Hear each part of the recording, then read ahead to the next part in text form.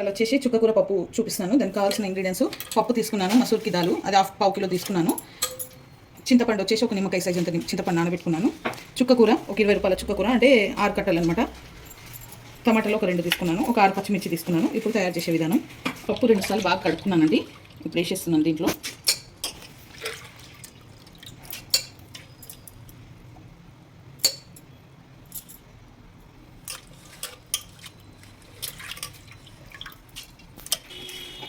ఇప్పుడు ఒక glass water పోసుకుంటున్నానండి. ఒక గ్లాస్ పోసుకుంటున్నాను. చింతపండు ఒక 2 టమాటాలు తీసుకున్నాను కదా, అది టమాటాలు. ఒక సగం చెంచా పసుపు, 2 చెంచాల కారం, 2 చెంచాల ఉప్పు, కొంచెం అంతా అల్లం వెల్లిపాయ, పచ్చిమిర్చి కూడా ఇలా తుంచేసుకోవాలి. లాస్ట్లో చుక్కకూర వేసుకోవాలి.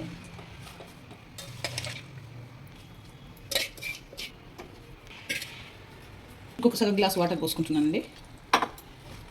పోసుకొని ఇప్పుడు కుక్కర్ పెట్టుకుంటాను. ఒక 7-8 విజిల్ రావాలండి, మెత్తగా ఉడకాలి కదా పప్పు. ఓకే అండి, పప్పు ఉడికిపోయింది. ఇప్పుడు బగారా వేస్తున్నాను. బగారా అంటే అదే తాలింపు. అప్పుడు పప్పు ఉడుకుంటున్నానండి మెత్తగా. ఇప్పుడు 2 స్పూన్ల ఆయిల్ పోసుకుంటున్నాను.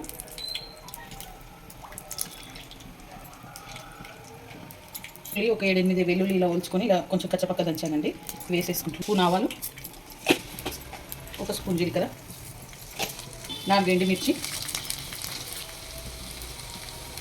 ఇప్పుడు కరివేపాకు, కొత్తిమీర కొంచెం వేసేసుకుంటున్నాను.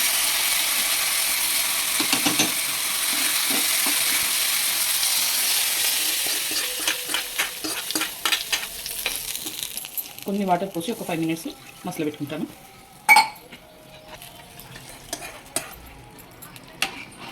అండి, చుక్కకూర పప్పు రెడీ అయిపోయింది. ఈ వీడియో కనుక నచ్చితే లైక్ చేయండి, షేర్ చేయండి, కామెంట్ చేయండి, సబ్స్క్రైబ్ చేయండి. చాలా బాగుంటుంది, మీరు కూడా ట్రై చేయండి. కందిపప్పుతో కానీ, పెసరపప్పుతో కానీ, ఏ పప్పుతోటైనా చేసుకోవచ్చు. నేను మసూర్కి దాలు అంటే ఎర్రపప్పుతో చేశాను.